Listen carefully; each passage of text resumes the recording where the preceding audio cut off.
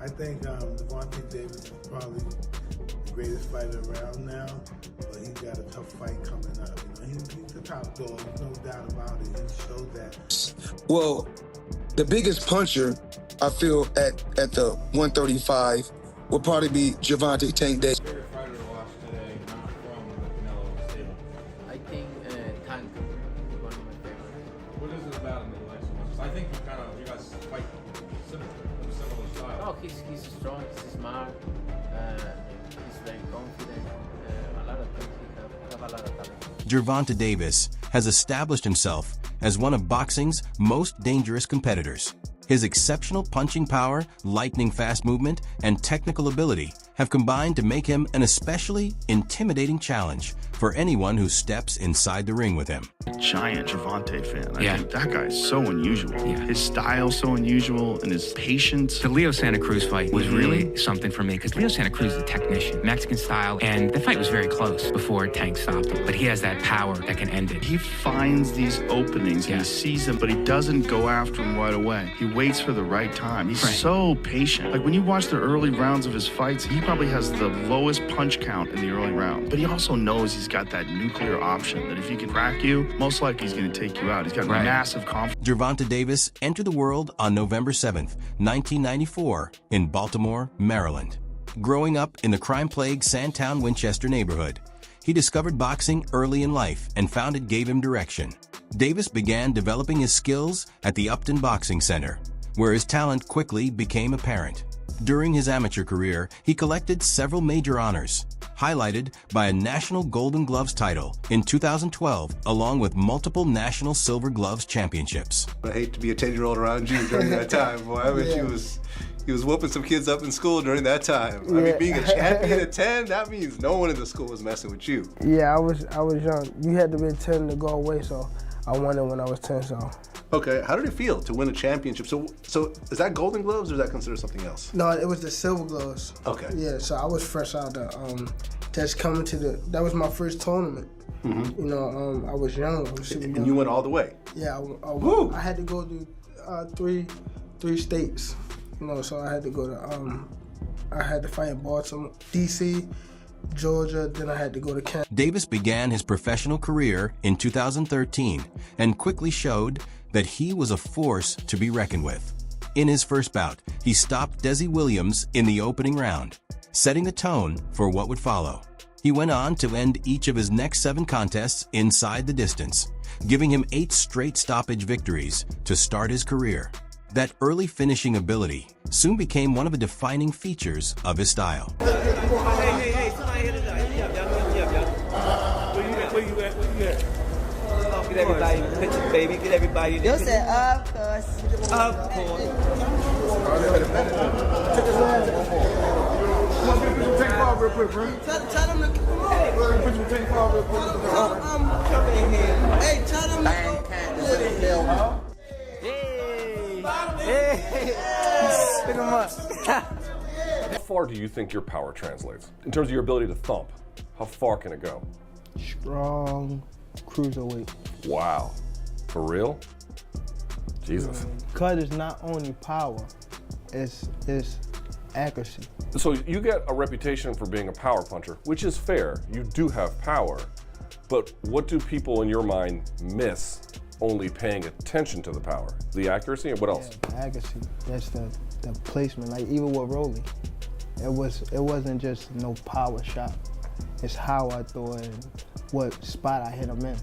And then him was walking into it as well, right? The timing, like even the movement I did, like just every little thing. It wasn't just I just threw up. Davis reached a major milestone in 2017 when he faced Jose Pedraza and captured the IBF Super Featherweight Championship with a victory.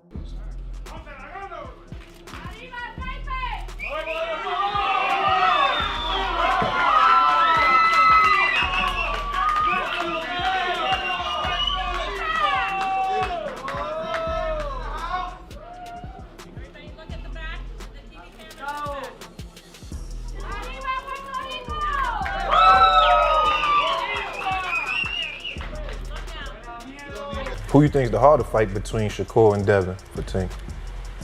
None of them. You the same whatever? No, I wouldn't say hard. Shakur, he's the better boxer. That's why I always make this. He would make the fight boring just to win. Right. Yeah, I think you would too. Dude, I want to put Youngin in that type of situation. You know what I'm saying? If it doesn't make sense. Because fans come to see what? A fight. Let's go look at Shakur's last fight. Yeah. Everything was just 100. It was 100. But he said he was hurt. He was like, yo, I hurt my hand. And Cool. You know what I'm saying? Cool. That's cool. We just waiting for his next fight. See how his performance looked that fight. Right. So it's just mostly economics. Like when the economics line up. I'm saying, you know, Tank was hurt. Against Pitbull. It was a exciting fight, wasn't it? Yeah. It was a close fight. Yeah. You get what I'm saying? Although Davis was forced to give up the championship after failing to make the required weight, he bounced back quickly. In 2018, he claimed the WBA super featherweight belt by defeating Jesus Cuellar. The performance stood out for its dominant finish, with Davis stopping Cuellar in the 3rd round by knockout. The best fighters in this entire game at the moment, and at 28, he's right at the peak of his prime.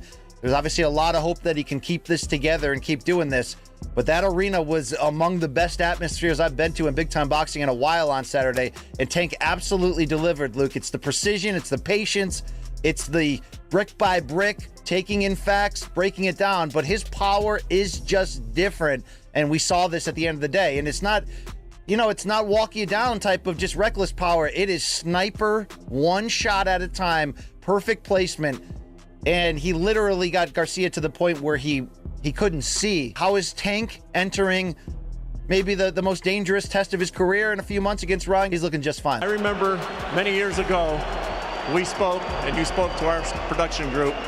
You said, I've watched Floyd. I watched Canelo. I look at all the tapes of Ray Leonard, Manny Pacquiao, all these guys. I'm going to be the face of boxing. Is this the future of boxing? Absolutely. Are you now? I'm definitely face of boxing. Absolutely. Davis has built a reputation for devastating knockouts, with his punches often sending opponents to the canvas. However, his greatest strengths extend beyond his physical power.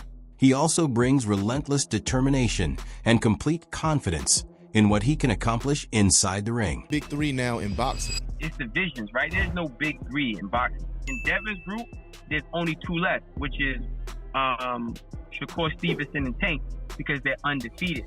In my opinion, I think Tank is gonna, you know, be that guy for that for that division. You think Frank Martin got a chance against Tank? Absolutely not. Absolutely coming up not. In June. Yeah, absolutely not. Because the thing about Tank is, Tank has a core group of coaches that's been with him since. Tank has the punching power. You know, when you have punching power in the chin, in boxing capability, in raw athleticism, Tank is explosive. He has a high boxing IQ. He's a southpaw. He punches like nobody. Like he punches like a mother, like a heavyweight. And then you got Shakur. He's right up there with him. Davis has also demonstrated his adaptability by competing successfully across different weight divisions. In 2019, he captured the WBA lightweight championship after defeating Yuri Ortiz Gamboa. 2 years later, he moved higher in weight and secured the WBA junior welterweight title with a victory over Mario Barrios. The fact that he has continued to display both speed and punching power as he has gone up in weight highlights his outstanding athletic ability and disciplined preparation. Guess fight 1.2. Woof. Woof. Must be nice. Woof. Yeah, do you own houses as well, or is it all in jewelry? Got a few houses on this neck. Nice, good for you. Listen, the last time we saw you, it was a 12-round TKO win over Yuri Ortiz Gamboa. You stepped up in weight, you beat a former champion. How did you feel about your performance? Were you happy with it? I was happy with it. You know, first time at 35, fighting a veteran like Gamboa. They wrote him off, you know, leading up to the fight, but I always knew that, you know, some fighters, you know, they pick up their training, you know, according to who they fight. Just like when, you know, Zab fought Danny Garcia. Before he came to me, it was like, you down. You know, you down on the scorecards. No, you down on the unofficial. Oh, unofficial, yes, unofficial. Unofficial. Yes, you said that, yes. He said I was down unofficial So I scorecard. so I told you we had to pick it up. Pick it up, yeah. I said, pick it up. And show me you great. The 11, the 12. I said, show me you great. Yeah. And then he fought the 10th round, went to the 11th, and said, we're gonna press his ass now. Yeah. We're gonna do what we got to do. We pressed him, we did what we had to do. And I told you from the beginning, before we went out there. A defining chapter in Davis's career unfolded in April 2023 when he stopped Ryan Garcia in the 7th round. The win further established Davis among the sport's elite while demonstrating his ability to adjust under pressure and handle difficult situations. His victory over Garcia came through sustained aggression, intelligent positioning, and highly accurate combinations that eventually led to the knockout. A lot of money tonight. I know. I still lost. That was a hard body shot, dog. Like, it is what it is, man. Man, it's a great fight. You know, Tank, he's a great fighter, put on a hell of a performance, and he did his thing. It's a good fight, but you know, maybe more development for Garcia, Ryan. He should, you know, strengthen his body and also learn a lot of more techniques because that's what he needs. He has the skill of boxing, but you need to improve it. I'm not surprised. Like, the question for me was, when he got hot for Ryan, would he dig deep or would he give in? And he gave in. It was like it was just getting good, you know what I mean? And we was all getting fed, and then all of a sudden, what happened. Man, I thought there was going to be more action. I thought Ryan was going to be more effective, but I think he just got caught with a good... I was nervous. You're going to feel right away. Huh? You're going to feel right away. I'm a what? You're going to feel it right away. When his brother came in, I mean, he told me, like, you gonna feel it. I said, what? But I heard what he said, though. I kept asking him, like what? I was nervous. It's just me seeing him knock out so many people. You know, it's like seeing him knock out people in the gym, seeing him knock out people on the clip. I'm like, what the hell?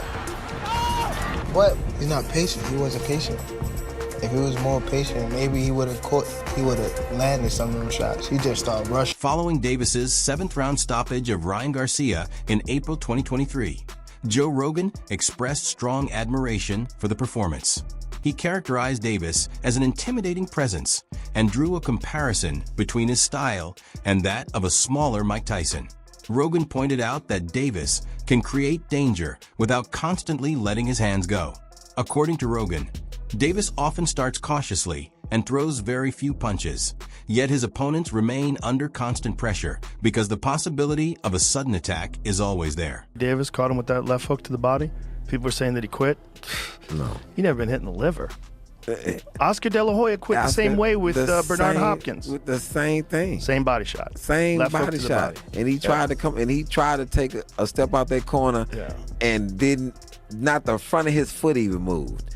He just went down. He was like, man, this is it. And if you get kicked to the body. Oh, my God. Oh, my God. A kick to the body is so goddamn devastating, especially a spinning back kick. You could literally pick someone up in the air. It's like they get hit by a car. Any kick. Yeah, it's a stupid way to look at things. There's not a chance in hell that you know when two world-class martial artists fight. Yeah, there's no chance. All the time. There's no chance you know. I saw a lot of people doing that with the fight this past weekend with Devin Haney. Oh, Ryan Garcia. Ryan, yeah. Everybody was counting out Ryan Garcia. So many people. Oh, did you see how much he bet himself? $2 million. He Well, won how $2 million. can we do that on ourselves? What did he hell? win? How much did he win? 12 million.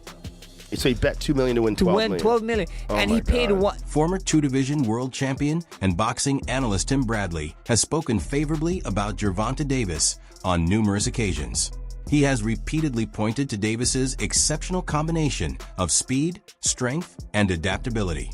Bradley has also emphasized how impressive it is that Davis can step into heavier divisions without losing his effectiveness, something few fighters manage to accomplish.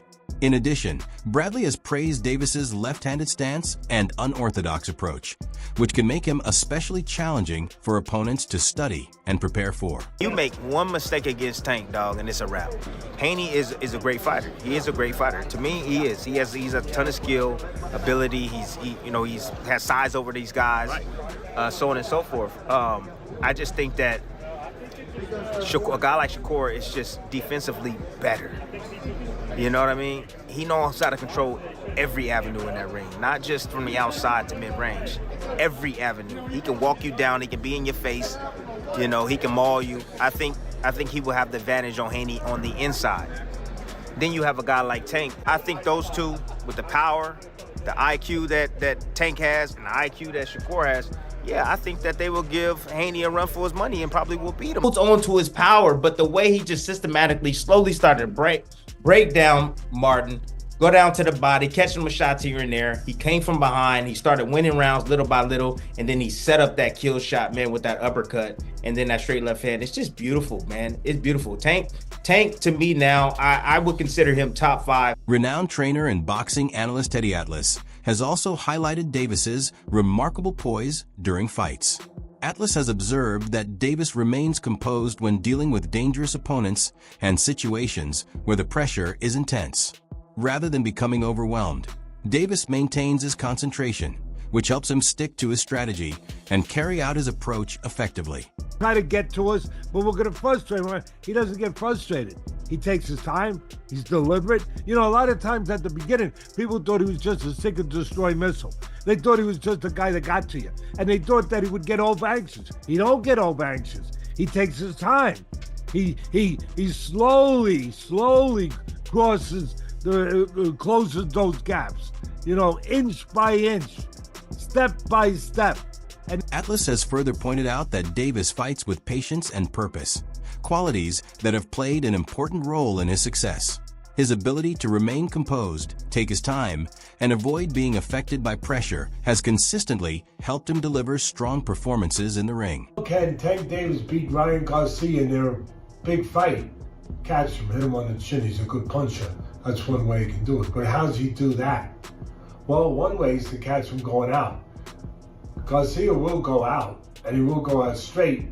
But I noticed a little bit of a flaw in his technique, where he's an orthodox fighter, and Tank Davis is a southpaw. But where Garcia, in the orthodox stance, keeps too much weight on his back foot. He's back here. And you know what that does? It slows you down getting out. It delays you just a little bit. So if you're Davis and you did your homework, you notice that you inch your way close and then you give him a little feint to make him go out. And he'll go out to try to set up a counter to catch you coming in. Give him a little feint, make him go out, and then whop! Step in with your power hand, the left hand. Now, Garcia has quicker hands than Davis, but Davis has quicker feet. Boxing legend and promoter Oscar De La Hoya has also spoken highly of Gervonta Davis. During an interview, De La Hoya described Davis as an exceptional fighter and explained that what separates him is his genuine willingness to compete. He emphasized that Davis does more than simply enter the ring. He embraces the fight itself. According to De La Hoya, that commitment to facing demanding challenges has helped Davis earn considerable respect throughout the boxing world. Currently is the face of boxing. You still have to crown Canelo Alvarez the face of boxing, but Saturday night, you're going to see kind of like the passing of the torch. The winner of this fight Saturday will become the face of boxing.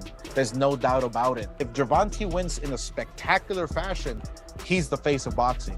If Ryan wins in a dramatic fashion, then he's the face of boxing. So I think Lamont Roach is a terrific fighter. He might be a little over his head with Gervonta Davis. Gervonta Davis is, I mean, to say the least, he's a beast. He really is. He's a tremendous fighter. He's a dedicated fighter when it comes to training and fighting and making sure that he's in optimal conditions when he steps inside that squared circle. It's going to be a tough night for Roach, but you can never count him out. You know, watching him fight up close and personal, he's sneaky good, which means he can catch you at any time. He can land combinations sometimes at will without you even knowing it. You know, he's that sneaky. So yeah, it's going to be very interesting. But you know, obviously Gervonta Davis has the experience, he has the knowledge, he has that mean streak in him that will take you out with any punch. Do you think he's ready for Tank? Do you think Ryan's ready for Tank? No. Oscar. My little boy. Tank is a beast. Oscar. Former unified super middleweight champion Andre Ward has also highlighted Davis's impressive mental control inside the ring. Ward has pointed out that Gervonta remains remarkably composed when facing pressure, rarely allowing difficult moments to disrupt his focus. That level of calm gives him the ability to assess situations clearly and make effective decisions throughout a fight. Favor Tank going into this fight, period. But I don't think it's not a fight that any man can come in and just it's not a guaranteed win for nobody. Ryan has power, he has speed, and I think it's a great fight, man. It's going to be worth the pay-per-view buy and the price of it. Floyd Mayweather Jr., who has served as a mentor to Davis, has also recognized his defensive abilities. Mayweather has explained that Davis developed important defensive lessons through their work together, particularly when it comes to protecting himself and minimizing unnecessary punishment. According to Mayweather, that defensive awareness is an important part of building a long and successful boxing career. Gervonta Tank Davis went to go somewhere in the power for power. But Nui deserved to be in the power for power? Absolutely. Do Terrence Crawford deserve to be in the power for power? Absolutely. But what about Gervonta Tank Davis? He deserved to be somewhere also in the power for power. Why don't they give him that credit? Because he was affiliated with me. Gotta do that. A lot of people don't know that what Floyd do. He said. So you feel like it was a sub, like he was subbing you, like he was going at me. He was going at me, and I knew for sure he was going at me. That's why I went at him. There's no reason for me to go at Floyd. Yeah, that's what I was thinking. Cause I feel like y'all got, I would say love hate, but it's been like the last interview you showed them love. This week it was whatever. But is that sometimes like is it just like big bro, little bro seeing things different, or what is it to you? No, Floyd don't never. He felt as though I'm at that point where as though I passed him. And I'm doing it at a young age. Like when Floyd was 29, you'll see, bro. Yeah. That deal that I'm talking about. Yeah. Oh, that's a part of the deal. He don't know about that yet. But that's bigger than his deal. Damn. Wow. And I'm just releasing. This is exclusive. That's exclusive. Bigger than Floyd deal. Yeah. Tank don't cap, nigga. That's a lot of bread. Actually, when he came to the gym, and it was the day before Adrian Broner was fighting Sean Porter. Right after the weigh-in, we went over to the gym because he wanted to see Tank box Devin Haney. Devin Haney was in good shape. Tank wasn't in good shape, but they worked. And it was some crazy work. And just with him and Devin working, it was crazy, entertaining work at that particular time. So I said, you know what?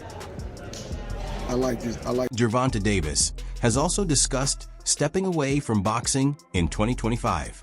During an interview with Fight Hype TV, he spoke about retiring after his upcoming bout, which was described as being scheduled for March 1st, 2024, at Barclays Center in Brooklyn, New York. Davis voiced his frustration with the sport, saying he had grown tired of boxing and no longer felt satisfied with it. He also indicated that he intended to compete 3 more times in 2025 before ending his professional career. 25 is at the next year. I'm out of it. After our second fight. You're out of it? Yeah. Care to elaborate on that? Out of the sport. After our second fight. Nah, no, I'm gonna win, bro. Nah, I could tell you my fights. What changed? What made this shit trash, garbage? If you got the opportunity to sign a prospect for GTD, who will be? I'm out of it. Gervonta, something should have happened during this time, because when I saw you at the Frank Martin press conference, it looked like you were like the talks about retirement was not even discussed at this moment, and now it's something you keep on repeating. Is it just because obviously what you've done through boxing since you were a kid and everything? Where's Calvin Ford? Is Calvin Ford and or Leonard Edelby? Usually they're around to. You think you might be gaining love for it though? You never know. Like say you got to swap today. As the discussion around Tank continues, what's your take on his ability inside the ring, his latest showings, and his reported plans to step away in 2025? Do you agree with the opinions shared by boxing analysts, or do you see things differently? Let us know your thoughts, reactions, and questions down in the comments.